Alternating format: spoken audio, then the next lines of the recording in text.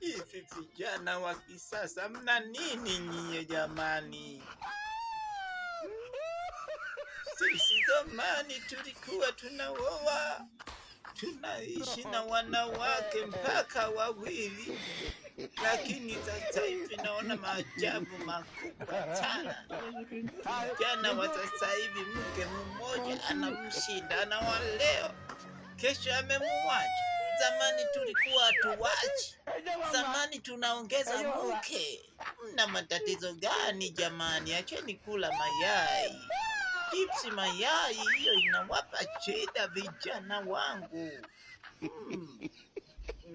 Mje hapa TikTok, komenti niwaelekeze vyakula vya kula ili muweze kuishi na ndoa vizuri sana. Nitawaelekeza, lakini vijana hamna kitu.